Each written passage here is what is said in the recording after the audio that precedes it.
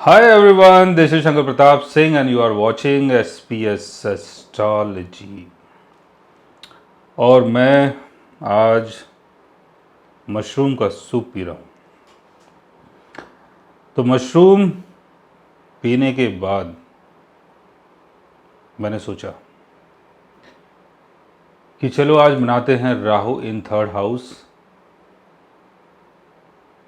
इन Navamsa chart. Rahu third house में Navamsa chart में क्या शो करता है? नवमशा जो चार्ट है उसके बारे में बोला जाता है कि Navamsa chart half of the life के बाद आपका एक्टिवेट होता है और नवमशा चार्ट से हम प्लेनेटरी स्ट्रेंथ को देख सकते हैं। D1 चार्ट में प्लेनेटरी पोजीशन क्या है, कौन सा प्लेनेट किस पोजीशन में है, अपने डेबिलिटेशन में है, एक्सिलटेशन में है, लेकिन नवमशा जो चार्ट है वो ये शो करता है कि उस प्लेनेट की एक्चुअल स्ट्रेंथ क्या है। और नवमशा चार्ट लाइफ पार्टनर के लिए देखा जाता है। अगर हम मैरिज कर रहे हैं तो हमारा लाइफ पार्टनर कैसा होगा, हमारा सोलमेट कैसा होगा, इन सब चीज़ों के लिए नवमशा चार्ट देखा जाता है। और 35 की एज के बाद नवमशा जो चार्ट है उसकी इम्पोर्टेंस बहुत ज़्यादा बढ़ जाती है, बिकॉज जो लगन चार्ट है उस लगन चार्ट में जो प्लेनेटरी कॉम्बिनेशंस हैं वो आपके बर्थ के टाइम की है। हालांकि D9 चार्ट में भी जो भी प्लेनेटरी कॉम्बिनेशन बर्थ के टाइम की है, लेकिन D9 चार्ट जो है वो ये दिखाता है कि आपकी लाइफ में 35 की एज के बाद कौन सा बहुत बड़ा चेंज आने वाला है। अगर आप मेरे चार्ट की बात करो तो जो D1 मेरा चार्ट है उसमें जो मेरा एसेंडेंट है वो लियो है। तो स्टार्टिंग का जो मेरा फेस रहा है वो एज ए आर्टिस्ट रहा है और फिर 32 की एज के बाद मैं एस्ट्रोलॉजर के नाम से लोग मुझे जान रहे हैं, मतलब ये एस्ट्रोलॉजर हैं। पहले मुझे लोग सोचते थे कि ये आर्टिस्ट हैं, अब सोचते हैं कि एस्ट्रोलॉजर हैं। तो वो एस्ट्रोलॉजी का जो टैग लगा है वो क्यों लगा है, क्योंकि जो मेरा D9 चार्ट है उसमें सेजी एसेंडेंट है और जुपिटर फर्स्ट हाउस में है। और सेजी जो एसेंडेंट है वो बताता है कि आपका जो काम है वो किसी ऐसी चीज़ से जुड़ा हुआ है जहाँ पर नॉलेज आपके साथ जुड़ी हुई है, ज्ञान की चीज़ें आपके साथ जुड़ी हुई हैं। तो लियो एसेंडेंट से सेजी। तो जो D1 चार्ट है उसमें जो आपका एसेंडेंट है और D9 जो चार्ट है उसमें जो आपका एसेंडेंट है, जो भी प्लेनेटरी पोजीशंस हैं वो 35 के बाद प्रॉपर तरीके से आप ये समझ पाओगे कि D9 चार्ट जो है उसकी क्या इंपॉर्टेंस है। यानी 35 के बाद अगर आप D9 चार्ट देख रहे हो और उसके थ्रू अगर आप चीज़ों को प्रिडिक्ट कर रहे हो तो वो ज़्यादा एक्यूरेट होंगी। तो D9 चार्ट में अगर राहु थर्ड हाउस में है तो केतु आपके 9th हाउस में होगा। हालांकि D1 चार्ट में हो सकता है कि राहु आपके 9th हाउस में हो। तो D1 चार्ट में अगर राहु 9th हाउस में है तो लोगों को ये शो हो रहा है कि ज्ञान की चीज़ों के पीछे आप ज़्यादा दौड़ रहे हैं, आप एक टीचर बनना चाहते हैं, गुरु बनना चाहते हैं। लेकिन अगर आपका D9 चार्ट उसमें राहु अगर थर्ड हाउस में और केतु अगर 9th हाउस में है तो यहाँ पर ये शो हो रहा है कि लोगों को तो कुछ और दिखाई दे रहा है कि आपका इंटरेस्ट जो है एस्ट्रोलॉजी की तरफ है या किसी भी जो आध्यात्मिक चीज़ें होती हैं, जो रिलीजियस चीज़ें होती हैं, उन सब चीज़ों की तरफ आप भाग रहे हो, लेकिन अंदर से कहीं ना कहीं आप ऊब चुके हो, आप कंप्लीट हो गए हो, आपका जो मन है वहाँ से हटने लगा है अगर केतु आपके D9 चार्ट में है। तो D9 चार्ट में अगर केतु 9th हाउस में है और राहु थर्ड हाउस में है तो शुरुआती जो जीवन है आपका वो 9th हाउस से स्टार्ट होगा।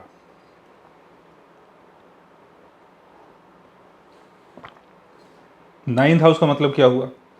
9th हाउस का मतलब हुआ कि आप ऐसे लोगों के संपर्क में आएंगे जहां पर ज्ञान की प्रस्तुति हो, जहां पर आपको ये समझ में आए कि नॉलेज क्या है। भगवान क्या है, धर्म क्या है और ज्ञान क्या है, इन सब चीज़ों में आपकी बहुत ज़्यादा मास्टरी होगी, क्योंकि आप अपना सारा टाइम वहां पर खर्च कर चुके हो। शुरुआती लाइफ में आपने तमाम ऐसी बुक्स पढ़ी होंगी जिनका संबंध ज्ञान और धर्म से जुड़ता हो। शुरुआती लाइफ में आप बहुत ज़्यादा रिलीजियस रहे होंगे और आपका बहुत बिलीफ रहा होगा गॉड के ऊपर, भगवान के ऊपर और अपने गुरुजनों के ऊपर। लेकिन बाद में जो आपका इंटरेस्ट है वो वहां से हटना शुरू हो जाएगा। आपको लगेगा ये जो परंपरा चल रही है, ये जो सिस्टम चल रहा है, ये बेकार है, यहां से मुझे कुछ नहीं मिल रहा।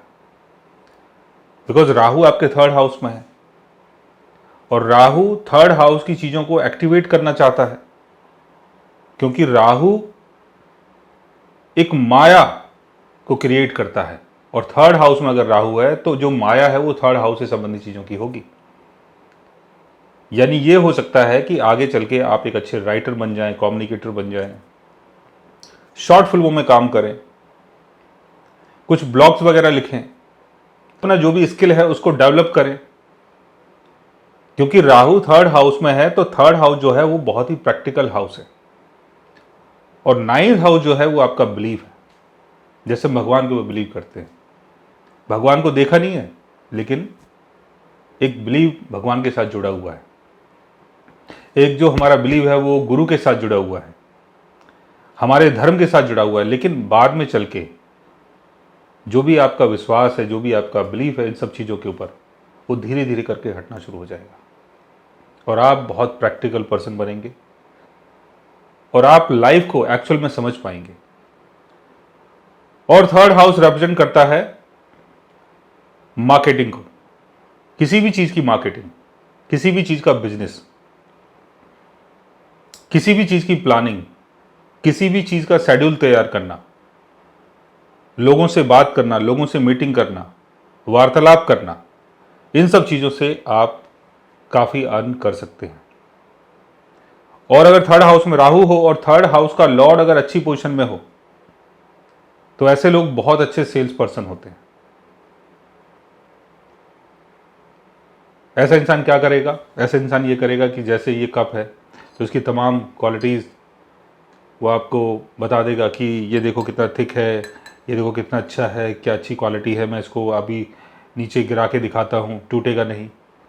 ये सारी चीज़ें होंगी, लेकिन जो रियलिटी है वो हकीकत में वैसी नहीं होगी। राहु थर्ड हाउस में आपको काफ़ी गेन करवाएगा। अगर थर्ड हाउस का लॉर्ड थर्ड हाउस में ही हो, अपने एक्सल्टेशन में हो, केंद्र भाव में हो, त्रिकोण भाव में हो, लाभ भाव में हो, तो 42 की एज के बाद आप काफी गेन कर सकते हैं। और थर्ड हाउस का लॉर्ड जिस हाउस में जाके बैठता है आपके D9 चार्ट में, उस हाउस की संबंधित चीजों को वो सोर्स बना सकता है थर्ड हाउस की चीजों को अचीव करने के लिए, या थर्ड हाउस के थ्रू जो भी आपको हासिल करना है। और राहु को क्या चाहिए? नाम, फेम, पैसा, शोहरत। राहु केतु की तरह काम नहीं करता कि चलो चलो मैं कर लूंगा, कोई बात नहीं, मुझे पैसे भी नहीं चाहिए। लेकिन राहु को हर चीज चाहिए। जो भी मेटलिस्टिक गेन है वो राहु करता है। थर्ड हाउस का संबंध आपके यंगर सिबलिंग से भी है। थर्ड हाउस का संबंध जो लोग आपके साथ जॉब करते हैं, काम करते हैं, उनसे भी है। थर्ड हाउस का संबंध आपके जो पड़ोसी हैं उनसे भी हैं। तो राहु अगर थर्ड हाउस में होगा तो इंसान ऐसी जगह रहना चाहेगा जहां पर उसके जो आसपास के लोग हों वो पैसे वाले लोग हों, वेल्थी लोग हों, थोड़े मॉडर्न लोग हों। तो ज़्यादातर देखा गया है कि राहु अगर थर्ड हाउस में है तो ऐसा इंसान आगे चल के अच्छी वेल्थ को जनरेट करता है, एक अच्छा सेल्स पर्सन बनता है और उन सब चीज़ों के थ्रू उसको मेटेरियलिस्टिक गेन होता है। लेकिन उसके लिए थर्ड हाउस के लॉर्ड की पोजीशन का अच्छा होना बहुत ज़रूरी है।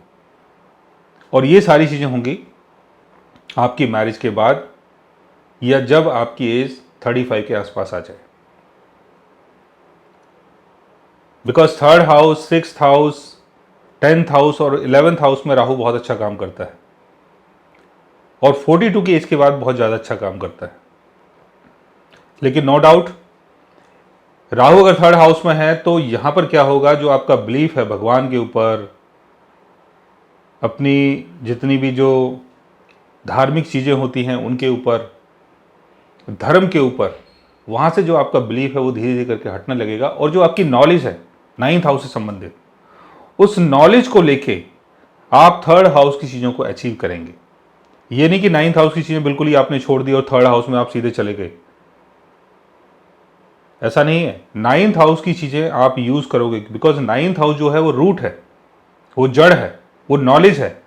उस नॉलेज को गेन करने के बाद आप थर्ड हाउस के थ्रू चीज़ों को हासिल करोगे, बिकॉज थर्ड हाउस यानी कम्युनिकेशन। यानी अगर अपनी नॉलेज को जितने ज़्यादा से ज़्यादा लोगों के सामने आप प्रस्तुत करेंगे, जितने ज़्यादा से ज़्यादा लोगों के सामने आप अपने बारे में बताएंगे या अपनी नॉलेज को एक्सप्लेन करेंगे, उतना ही ज़्यादा आपको गेन होगा। सो गाइस, आज मैंने आपको बताया कि D9 चार्ट में अगर राहु आपके थर्ड हाउस में आता है तो क्या क्या पॉसिबिलिटीज़ हो सकती हैं। अगर आप भी जानना चाहते हैं अपने राहु के बारे में या अपने बारे में, तो उसके लिए आप हमारे चैनल को सब्सक्राइब कर सकते हैं। और अगर आप हमसे बात करना चाहें, कंसल्ट करना चाहें या पर्सनली हमसे मिलना चाहें, तो आप हमारी वेबसाइट के थ्रू हमें मेल भी कर सकते हैं, मैसेज भी कर सकते हैं और गाइस आप हमसे बात भी कर सकते हैं। और आजकल SPS एस्ट्रोलॉजी का ऐप आ चुका है, तो गूगल प्ले स्टोर में जाएं, वहाँ पर SPS एस्ट्रोलॉजी लिखें और वहाँ से आप उस ऐप को भी डाउनलोड कर सकते हैं।